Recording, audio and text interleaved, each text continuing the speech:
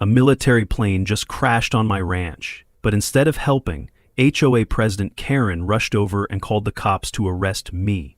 She claimed I violated HOA rules by allowing an emergency landing on my property. This greedy woman saw a crashed plane as her golden opportunity to steal my land, but when she tampered with the military crash site, she triggered something huge. The feds got involved, and what they discovered about Karen shocked everyone. Now she's paying the price with a massive federal fine, and that's just the beginning. Comment below where you're watching from. It was Saturday afternoon at my ranch on the outskirts of town. I own a local auto repair shop and was working in my home garage when I heard it, a deafening roar overhead that wasn't normal. The sound grew louder, more strained, and then crash!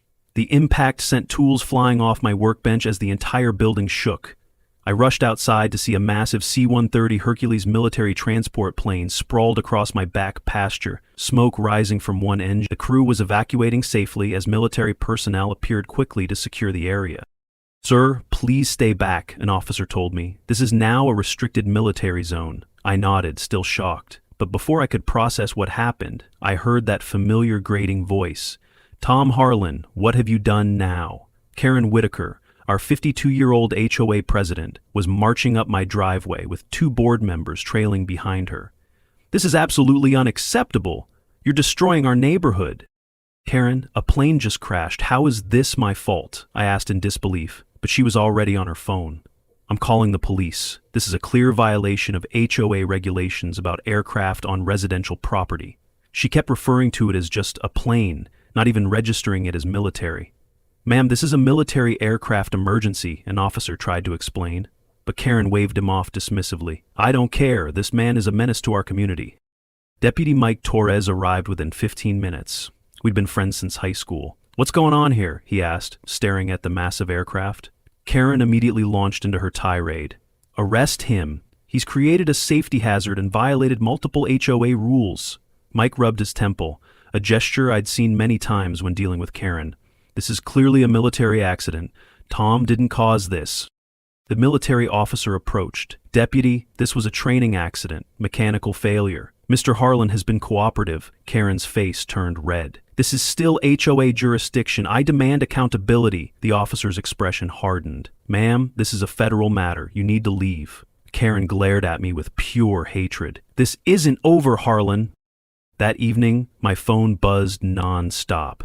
Karen had emailed the entire neighborhood. "Urgent, safety hazard at Harlan property." She'd painted me as reckless and dangerous, completely ignoring that it was a military accident beyond my control. She called for an emergency HOA meeting to discuss actions against Tom Harlan for endangering our community. By the next morning, the neighborhood had turned cold. People avoided eye contact at the coffee shop. Karen's poison was spreading fast. I called Mike for advice. "She's making noise everywhere, even calling the mayor," he said. But the military was clear. This wasn't your fault. Still, I knew Karen was planning something bigger. She'd been after my property for years, always commenting on how it was underutilized. That afternoon, I checked the crash site. The military had set up proper fencing and guards. I noticed fresh tire tracks that didn't match military vehicles. Strange. That evening, Karen appeared at my gate with official HOA letterhead. "The board has voted to pursue action against you. You've created a public nuisance." She handed me papers. $5,000 fine for initial infractions. "You can't fine me for a military emergency landing," I protested. Her smile was ice cold. Section 23 states property owners are responsible for all activities on their land. And this is just the beginning. Your ranch, your little repair shop, it all ends now. I met her gaze steadily. "You're overreaching, Karen. You'll regret this." She laughed sharply. "The only regret will be yours when you're forced to sell. I already have interested buyers lined up."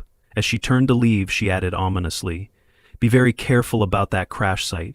We wouldn't want any more accidents, would we?" Something in her tone suggested she knew more than she should. The next morning, Major Lila Harrison from the Air Force investigation team knocked on my door. She was all business in her crisp uniform. "Mr. Harlan, we'll be conducting a thorough investigation over the next several days." I offered her coffee, which she accepted. "Major, have you noticed any unauthorized personnel trying to access the site?" She frowned slightly. Actually, yes, our guards reported someone attempting to bring in a civilian cleanup crew last night, claiming owner permission. We turned them away. My suspicions crystallized. I didn't authorize anyone. That was probably our HOA president, Karen Whitaker. Major Harrison's expression turned serious. Any interference with a military crash site is a federal offense. Anyone who tampers could face serious charges. I called my neighbor Rusty Jenkins, a 60-year-old former Air Force pilot. Tom, if Karen's messing with that site, she's playing with fire, he said over coffee. Military crash sites are sacred until investigations are complete. By the way, I heard she's been cozy with some development company. They've been eyeing properties around here.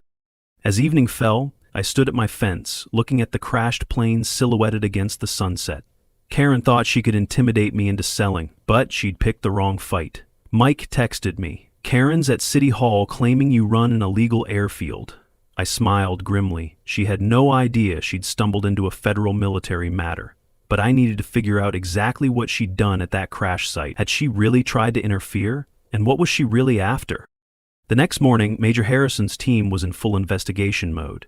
Military personnel documented every piece of debris meticulously. The major appeared at my door around 9 with a serious expression. "Mr. Harlan, we need to talk. Our forensics team found evidence of civilian interference. Someone attempted to move debris before we secured the area." She showed me photos on her tablet. "These tire tracks don't match our vehicles. This is now a federal investigation into tampering with military property." I poured her coffee carefully. "Major, our HOA president made some strange comments yesterday about the crash site. She seemed to know things she shouldn't." Major Harrison leaned forward with interest. "Tell me everything." I explained Karen's accidents comment and the cleanup crew attempt. Her expression darkened.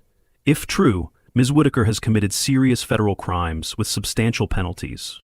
My phone rang. Sandra, from my repair shop. "Tom, there's a city inspector here claiming we're violating zoning laws. Something about military equipment making this a restricted zone." I apologized to Major Harrison and rushed to my shop. Sure enough, a nervous inspector stood there with Karen beside him in her designer suit. "Ah, Tom," she said sweetly, "just explaining your property situation to Mr. Davidson."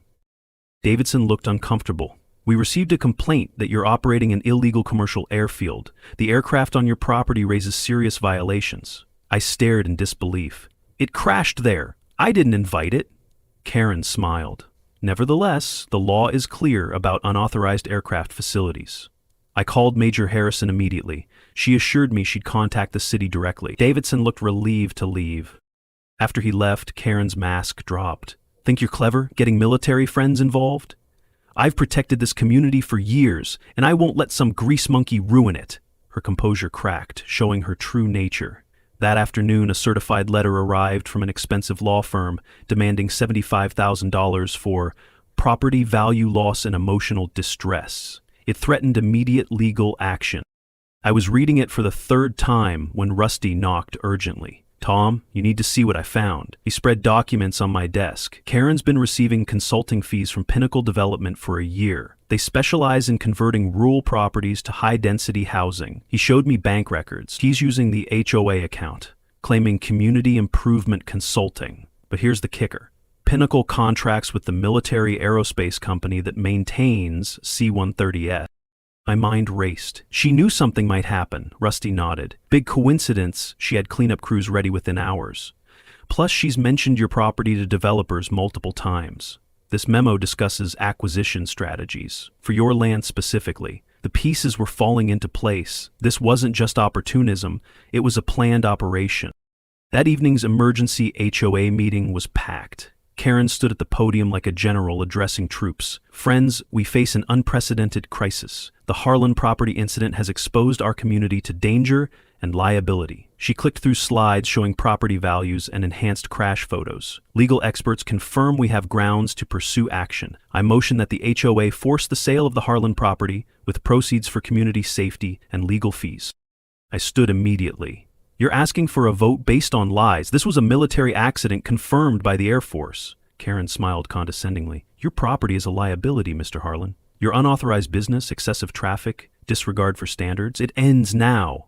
I raised my voice so everyone could hear. "Then explain why you had cleanup crews ready before the military secured the site. And what about those Pinnacle Development payments?" The room atmosphere shifted instantly. Janet Williams spoke up. Karen, what payments? The board should know about any consulting fees. Karen's composure cracked. Those are legitimate payments for community work. Everything's documented. I pressed on. Really? Because Pinnacle's been trying to acquire my property for months, and you've been helping them. Chaos erupted. Neighbors demanded answers while Karen banged her gavel. Order! These are baseless accusations. But doubt was planted. The vote was tabled, pending financial review. As people left, Karen cornered me, hissing, "You've won nothing. I have resources you can't imagine. I will bury you." The next morning, my business felt an immediate impact. 3 regulars canceled appointments. By noon, I'd lost a major fleet contract. Jim Patterson apologized. Insurance company says your property situation is too risky. Karen was strangling my business through her connections. But I wasn't giving up. I spent the afternoon gathering evidence with Rusty and Major Harrison. "Mr. Harlan," Major Harrison said by phone, "we found something interesting. The debris was searched selectively, like someone knew what to look for. This goes deeper than vandalism." That evening, working late, I heard noises outside. Through the window, I saw Karen with 2 unknown men near the crash site fence. I grabbed my phone and started recording. "Access point should be here," one man said. "After military clearance, we begin environmental assessment." Karen responded, "Just ensure your report shows contamination, whatever it takes." I'd captured conspiracy in action. The next morning, I showed the video to Major Harrison and Mike. "She's planning false contamination claims," Mike said, shaking his head. "That's fraud and conspiracy." Major Harrison was direct. "She's manipulating federal agencies for personal gain.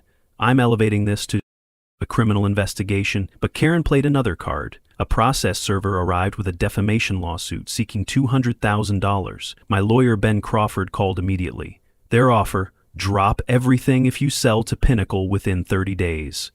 Pure extortion. I stood at my window watching military personnel work the crash site. Sarah and I had built our life here. Now this power-hungry HOA president thought she could steal it through lies and threats. But she'd made a crucial mistake, interfering with the military. From what Major Harrison said, that would be her downfall. The question was how much damage she'd do first. As military floodlights illuminated another night of investigation, I wondered what else Karen was planning.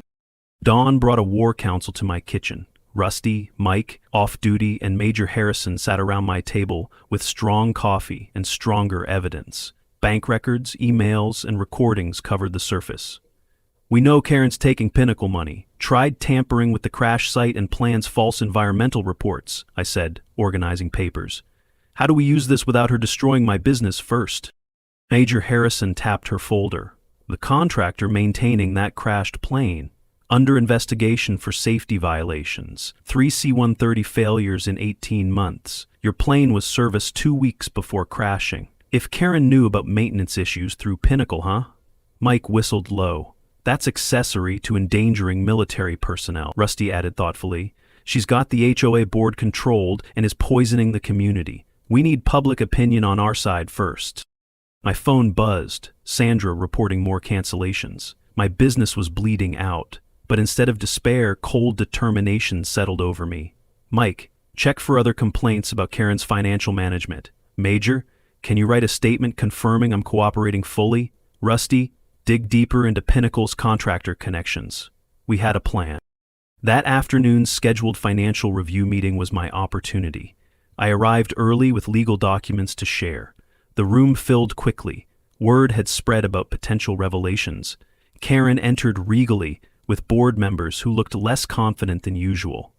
Robert Hayes, the retired accountant board member, called the meeting to order instead of Karen. "We're here for financial review as requested by the community."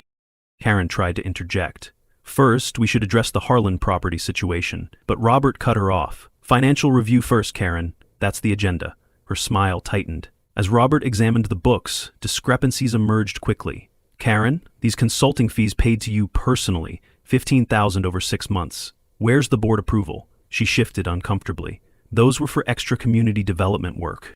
I stood when recognized. "I have relevant information. I distributed Pinnacle development documents. Ms. Whitaker has been working with developers trying to acquire neighborhood properties. These HOA consulting fees match Pinnacle payments exactly." The room erupted.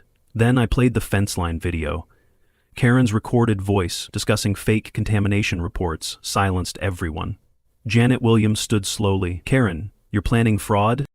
The tide turned decisively. Board members questioned everything, while Karen's facade crumbled. "You don't understand," she exploded. "This neighborhood was stagnating. I was bringing development and progress. That man's ranch is an eyesore." Robert's voice turned ice cold. "Through bribery and fraud?" I motioned for an immediate no-confident vote and forensic audit. The motion passed almost unanimously. Karen slipped out during the chaos, phone pressed to her ear. The next morning brought vindication. Major Harrison called with crucial news. Pinnacle's subsidiary maintained the crashed aircraft. They've been cutting corners. Several executives face a federal investigation. Your HOA president appears throughout their communications. She was promised $500,000 for delivering your property and 2 others. I felt sick. She knew about the danger, Major Harrison confirmed grimly. She knew about maintenance issues. Whether she expected a crash specifically, we can't say, but she was ready to capitalize. That cleanup crew would have planted contaminated soil. That afternoon, Karen made her desperate play. She arrived at my shop with 2 expensive lawyers. "Mr. Harlan," one said smoothly, "our client will drop all legal action and pay $50,000 if you agree not to pursue claims and sell to Pinnacle." I looked at Karen, who couldn't meet my eyes. "Your client attempted federal crimes. I think prosecutors will be very interested in this bribe attempt." They left quickly, but Karen turned back with rage. "You've ruined years of work." That evening, I sat on my porch with Rusty, Mike, and Major Harrison, sharing beers and watching the sunset. The crashed plane remained, now seeming less a curse than a catalyst. Ironic, I mused. If she'd left me alone, she might have succeeded, but greed made her overplay. Major Harrison nodded. "Federal investigation is expanding. Similar schemes in 3 states. Your HOA president was part of something bigger." My caution proved justified the next morning. My shop windows were spray-painted. Liar, fraud, and destroying our community. Security footage showed teenagers from Karen loyal families. She was using proxies now, but I could play that game too. I called a press conference inviting local media to hear the truth about HOA corruption. The turnout impressed me. Major Harrison explained military findings, Mike detailed criminal investigations, then I spoke. For years, our HOA president ruled through fear. She took bribes, plotted property theft, and endangered lives for profit. Today, that ends. Our community reclaims control from corruption. The story went viral locally. Within hours, neighbors shared their own Karen horror stories. The forensic audit revealed extensive embezzlement. That night, Karen called from an unknown number, sounding desperate. "Tom, please, I'll leave town, resign everything, just stop the investigation. I have grandchildren." For a moment, I almost felt pity. Then I remembered all her victims. "You tried destroying my life and business. You endangered military personnel. You stole from neighbors. I can't stop federal investigations. Face the consequences of your choices." She hung up wordlessly. The next morning, federal agents arrested Karen at home. The neighborhood watched her lead away in handcuffs. Some cheered, others watched silently. The queen had fallen. Her yard already sported a for sale sign, trying to profit even in defeat. But this wasn't over. Major Harrison approached as federal cars disappeared. "We need continued cooperation. This is bigger than just her." I nodded, knowing the real fight was beginning. But for now, my property was safe, my business would recover, and justice was being served. What more would come to light in the federal investigation? The next morning, I woke to find my repair shop's online reviews bombarded with 1-star ratings. "Dangerous owner, unsafe location, this man destroyed our neighborhood." The attack was coordinated and vicious. Karen had hired a professional PR firm to destroy my reputation. Local news picked up the story. HOA president claims local business owner endangers community. The reporter interviewed Karen, who played the victim perfectly, dabbing her eyes with a tissue as she described how I'd terrorized her for trying to protect the neighborhood. By noon, the damage was real. 3 regular customers called to cancel appointments, citing safety concerns. Sandra looked worried as she showed me the appointment book, nearly empty for the next week. "Tom, people are scared to come here. They think you're some kind of criminal." I felt the weight of Karen's campaign crushing my business. $15,000 in contracts, gone in a single morning. At this rate, I'd be bankrupt within months.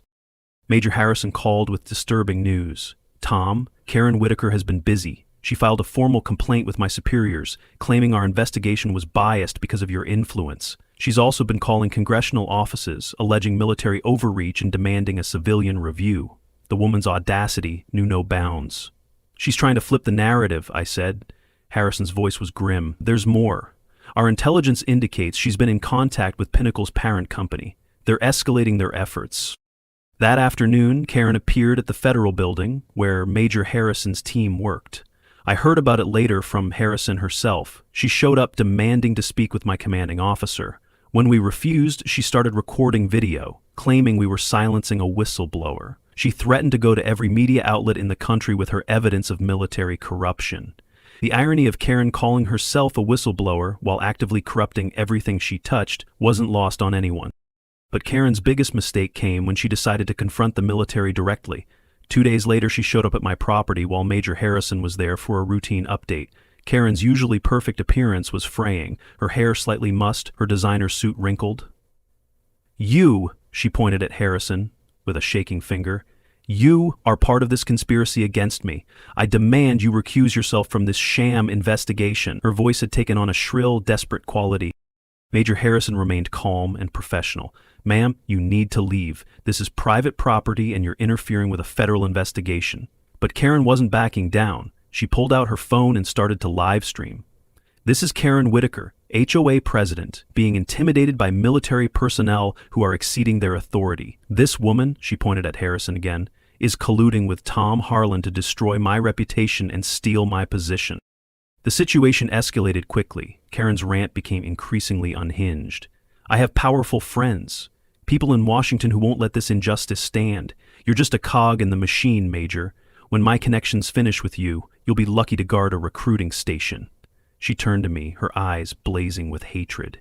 And you think you've won? I've been playing this game longer than you've been alive. By the time I'm done, you'll be begging to sell me that worthless ranch. Harrison calmly pulled out her radio.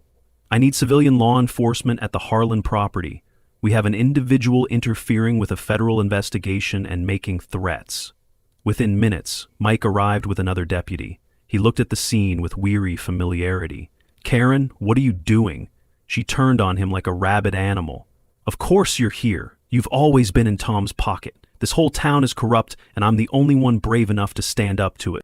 As Mike moved to escort her off the property, Karen completely lost control. Don't you dare touch me. I'll sue everyone here. I'll own this town when I'm done. She jerked away from Mike, stumbling in her heels. You have no idea who you're dealing with. The mayor listens to me. The city council does what I say. I am this community. But her power was evaporating like morning dew. Mike calmly handcuffed her as she continued screaming threat. The arrest made headlines. HOA president detained for threatening military officer. But even from jail, Karen continued her campaign. Her lawyer held a press conference claiming she was a political prisoner being persecuted for protecting her community. The lawyer, Richard Graves, presented carefully edited videos that made it seem like Karen was being reasonable while everyone else was aggressive. It was masterful manipulation, but the full videos told a different story.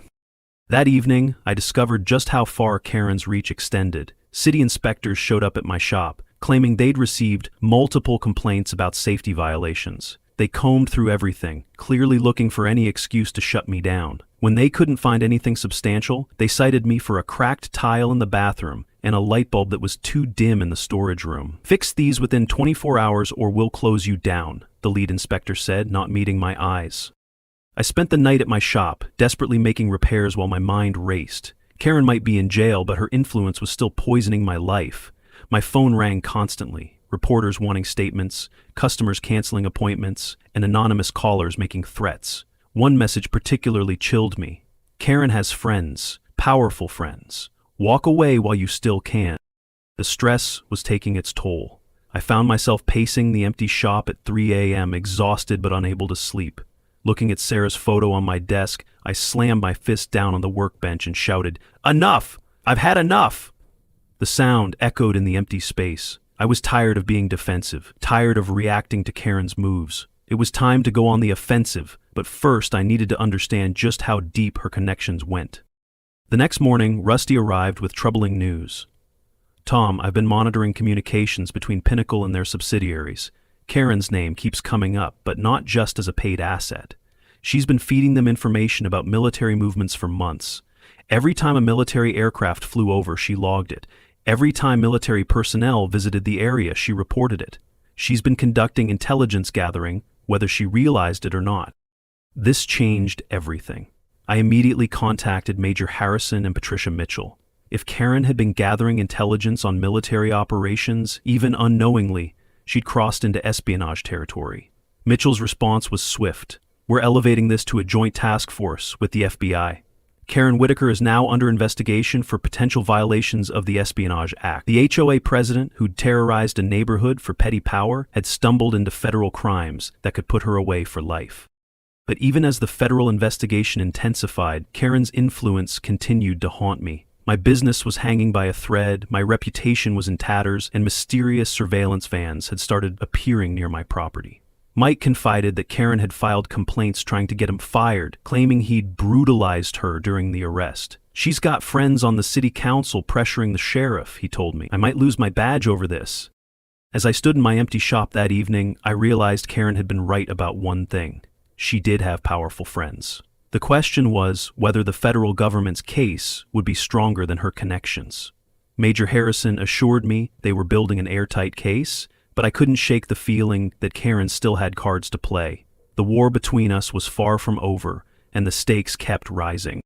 The federal courthouse was packed for Karen's preliminary hearing. I sat in the gallery, watching as she entered in her orange jumpsuit.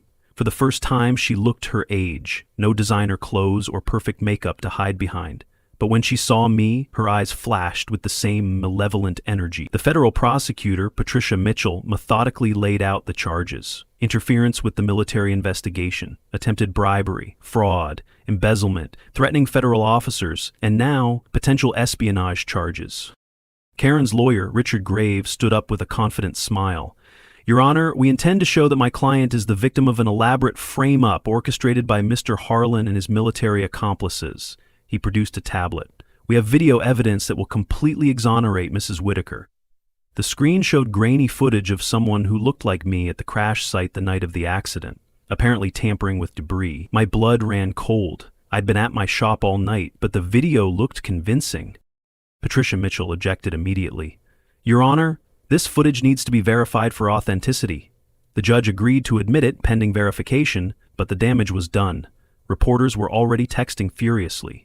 During the recess, Mitchell pulled me aside. That video is fake, but it's sophisticated. Someone with resources is backing Karen's defense. I felt the walls closing in. Between the video and my destroyed reputation, would anyone believe the truth? Back in court, Karen took the stand, and her performance was masterful. Gone was the screaming harridan from my property. Now she sat demurely, occasionally dabbing at her eyes with a tissue as she painted herself as a dedicated community servant being persecuted. I've given 20 years of my life to protecting our neighborhood, she said, her voice breaking. When I saw that crash, I knew Mr. Harlan would try to use it for his own gain. All I did was try to protect my community, and now I'm being destroyed for it. The pressure on me intensified outside the courtroom. That afternoon, Mike called with bad news. Tom, Karen's lawyer has filed a complaint with the sheriff's department. They're saying you've been using your friendship with me to manipulate the investigation. The sheriff wants me to recuse myself from anything involving you. I could hear the strain in his voice. They're also reviewing all my past reports involving Karen, suggesting I've been biased against her for years. I might lose my job over this. My shop was hemorrhaging money faster than ever. The few customers who still came were met by protesters. People Karen had convinced that I was destroying their neighborhood. They held signs reading "Harlan equals danger" and "Protect our community." Sandra finally broke down in tears. Tom, I need to find another job. My kids are getting bullied at school because I work for you. I'm sorry. I couldn't blame her. Karen's campaign was destroying not just me, but everyone around me.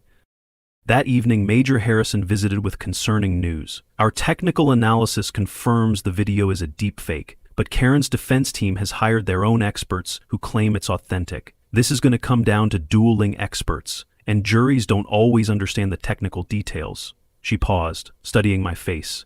Tom, I need to ask, is there any possibility you were at the crash site that night? Any chance you drove by to look? The question stung, but I understood. Even Harrison was starting to doubt. I was at my shop all night. I have security footage proving it. But when we pulled up my shop's security system, my heart sank. The footage from that night was corrupted, just static. That's convenient, Harrison said quietly. I wanted to scream that it was obviously sabotage, but I could see doubt creeping into her eyes too. Things got worse when Karen's legal team presented their next piece of evidence. Financial records suggesting I'd been paid large sums by unknown sources in the weeks before the crash. The records were fake, but they looked real enough. Mitchell fought back, demanding time to verify, but the narrative was taking hold. Tom Harlan, a corrupt businessman who orchestrated a conspiracy to steal an old woman's position and destroy her life. That night, I sat in my empty house, staring at the pile of bills on my kitchen table. My business was dead, my reputation destroyed, and my friends were doubting me. The phone rang. Another death threat. Another angry neighbor. Another reporter wanting a comment on the shocking revelations about my crimes. I found myself looking at the computer screen, the cursor blinking in an email draft to my lawyer. Maybe it was time to give up. Sell the property to whoever wants it and disappear. I walked out to the fence line, looking at the spot where the plane had crashed. The military had removed most of the debris, but the earth was still scarred. In the distance, I could see lights from Karen's supporters holding a vigil outside her empty house, praying for her release. They saw her as a martyr, a brave woman standing up to corruption. The truth had been twisted so thoroughly that I wondered if it even mattered anymore. My phone buzzed with a text from an unknown number. Give up now and we'll make it easy. Keep fighting and lose everything. Your choice. I stared at the message, feeling the weight of the threat. Whoever was backing Karen had resources I couldn't match. But as I stood there in the darkness, I thought about Sarah, about the promise I'd made to protect our land. I thought about justice, about truth, about not letting bullies win. I deleted the message without responding. The next morning brought a new crisis. Patricia Mitchell called, her voice tense. Tom, we have a problem. A witness has come forward claiming to have seen you at the crash site that night. They're providing detailed testimony about watching you move debris and take photographs. I felt my knees go weak. That's impossible. Who is this witness? Mitchell hesitated. Someone credible enough that we have to take it seriously. Tom, I need you to be completely honest. Is there anything you haven't told me? The betrayal stung. Even the prosecutor was starting to doubt me. Patricia, I've told you everything. This witness is lying. Just like the video is fake and the financial records are fabricated. Can't you see what's happening? They're building a false narrative brick by brick. But I could hear the uncertainty in her voice. I believe you, Tom, but belief isn't enough. We need proof, and right now they're doing a better job of creating their version of reality. Major Harrison arranged a meeting at a secure location. Her face was grave as she laid out the situation. Tom, the investigation is at a crossroads. Karen's backers are throwing everything they have at this.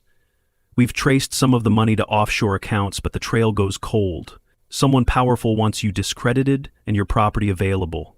She leaned forward. We need to go on the offensive. Are you willing to take a risk? What kind of risk? I asked, though I already knew I'd say yes. I had nothing left to lose. We want to arrange a meeting between you and Pinnacle's representatives. You'll wear a wire and pretend to negotiate selling your property. If we can get them on tape admitting to the conspiracy, it could turn everything around. It was dangerous. If they suspected a setup, I could end up like the debris in that field, scattered and broken. But what choice did I have? That night, I sat at my kitchen table, writing a letter to Sarah's sister in case something went wrong. Outside, I could see surveillance vehicles that no longer bothered to hide. Karen might be in jail, but her puppeteers were still pulling strings. Tomorrow, Mitchell would announce whether the video evidence was admissible. If it was, my credibility would be destroyed completely. The meeting with Pinnacle was scheduled for tomorrow night. One way or another, this would end soon. I pulled out the photo of Sarah I always kept with me. I'm trying, honey, I whispered. I'm trying to do the right thing. But as I looked around my empty house, at my dying business, at the life Karen and her backers were systematically destroying, I wondered if doing the right thing was enough.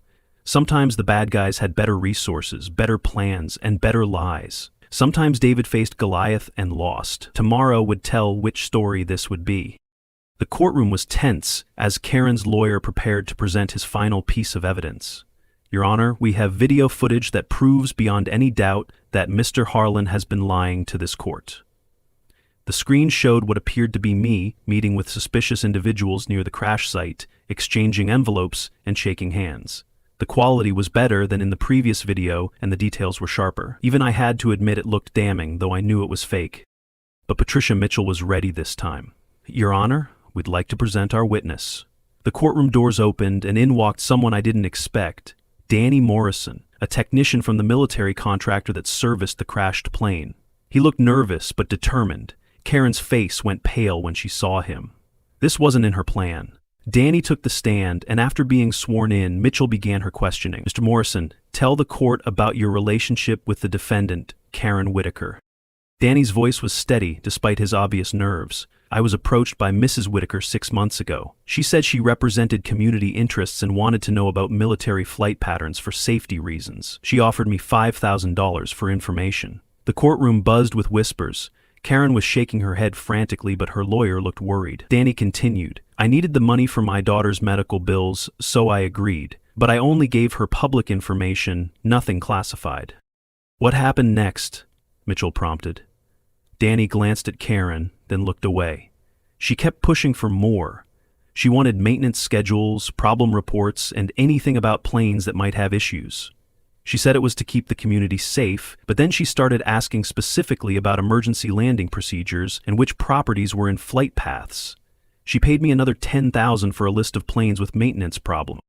The revelation sent shockwaves through the courtroom. Mitchell presented bank records showing payments from Karen's personal account to Danny Morrison. But the real bombshell came next. "Mr. Morrison, did Mrs. Whitaker ever mention Tom Harlan's property specifically?" Danny nodded.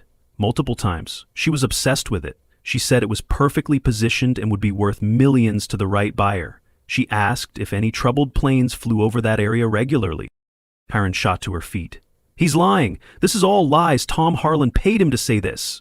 The judge banged his gavel, ordering her to sit down. Her lawyer tried to object, but Mitchell pressed on. "Did Mrs. Whitaker know about the mechanical issues with the plane that crashed?" Danny's answer was devastating. "Yes, I told her that a specific plane had been flagged for fuel system problems. She seemed very interested in that information."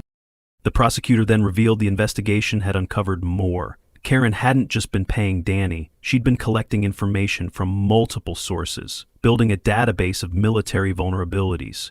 Her connection to Pinnacle Development went beyond simple bribery. She was being paid specifically to identify and acquire properties that could be used for intelligence gathering. The crashed plane had been an opportunity she couldn't resist. But Karen wasn't done fighting. During the defense's cross-examination, Graves attacked Danny's credibility, pointing out his financial problems and suggesting he'd say anything for money. The strategy might have worked, except Mitchell had another surprise. "Your Honor, we'd like to present additional evidence discovered just this morning." She produced a laptop. This computer was recovered from a storage unit rented by Mrs. Whitaker. "Our forensics team has recovered deleted files." The files were damning. Emails between Karen and Pinnacle executives discussing the Harlan acquisition, spreadsheets tracking military flights over my property, and, most shocking, a document titled Contingency Plans that outlined various scenarios for forcing me to sell, including environmental contamination, legal pressure, and reputation destruction. The date on the document was 2 weeks before the plane crash. Karen's lawyer tried one last desperate move. "Your Honor, this evidence was obtained without a proper warrant, but Mitchell had anticipated this. The storage unit was rented under the HOA's name, making it commercial property. Mrs. Whitaker, as president, used HOA funds to pay for it. The board gave us permission to search all HOA properties. The judge allowed the evidence, and Karen's fate was sealed." As the full scope of Karen's crimes became clear, her composure finally cracked completely. "You don't understand," she screamed. "I was protecting our community. Tom Harlan's property is a danger to everyone. That military traffic, those planes, someone had to do something." She turned to the gallery, appealing to her supporters. "I did this for you, for all of you, to keep your children safe." But even her most loyal followers looked shaken by the revelation. The judge called a recess to review the evidence. In the hallway, Karen's daughter approached me, tears streaming down her face. "Is it true? Did my mother really? Did she know that plane might crash?" I didn't know what to say. The truth was complicated. Karen probably hadn't expected an actual crash, just the threat of one. but her greed had blinded her to the real danger she was creating. "Your mother made choices," I said finally. "Wrong choices, but I don't think she meant for anyone to get hurt." When the court reconvened, more evidence emerged. The deepfake videos of me had been created by a company that Pinnacle had hired. The financial records were forgeries. The witness who claimed to have seen me at the crash site was a Pinnacle employee. Every piece of evidence against me had been manufactured as part of Karen's reputation destruction plan. The investigation also revealed that Karen had been embezzling from the HOA for years, using the money to fund her intelligence gathering operation.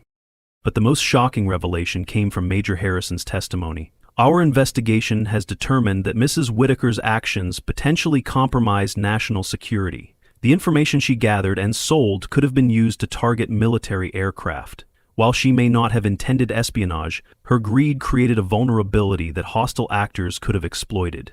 The terrorism and espionage charges were added to Karen's growing list of crimes. Karen's final attempt at defense was pathetic. She took the stand against her lawyer's advice, weeping as she painted herself as a patriotic American who just wanted to protect her community. But Mitchell's cross-examination was brutal, systematically destroying every lie. When confronted with the evidence of her payments from Pinnacle, Karen tried to claim she thought they were legitimate consulting fees. When shown her detailed notes on military aircraft vulnerabilities, she insisted she was just being a concerned citizen. The jury didn't buy it. After just 3 hours of deliberation, they returned guilty verdicts on all counts: conspiracy, fraud, embezzlement, bribery, interfering with a federal investigation, and attempted espionage. The judge, noting the severity of the crimes and the danger Karen had posed to national security, sentenced her to 25 years in federal prison. As the bailiffs led her away, Karen turned to me one last time. "This isn't over, Harlan. You'll pay for this." But her threat rang hollow now. In the aftermath, the full extent of the conspiracy emerged. Pinnacle Development was shut down, and its executives were arrested. The military contractor lost its contracts and faced massive fines. Danny Morrison, who had cooperated fully, received probation and helped identify other compromised personnel. The HOA elected new leadership and implemented strict financial controls. My reputation was restored, and my business slowly recovered as neighbors apologized for believing Karen's lies. But the real victory came a month later when the military held a ceremony at my property. They presented me with a civilian commendation for helping expose a major security threat. Major Harrison shook my hand. "Your persistence in the face of personal destruction helped protect countless military personnel. Thank you." As I stood there looking at the spot where the plane had crashed, I thought about how a simple mechanical failure had exposed a web of corruption and greed. Karen Whitaker had spent years building her petty kingdom, ruling through fear and manipulation. Her greed had led her to betray not just her neighbors, but her country. Now she would spend decades in a federal prison, her legacy one of shame and treachery. The queen of the HOA had fallen, brought down not by the military or federal agents, but by her own insatiable appetite for power and money. Justice, delayed and hard-won, had finally been served. The federal courthouse was packed for Karen's final sentencing.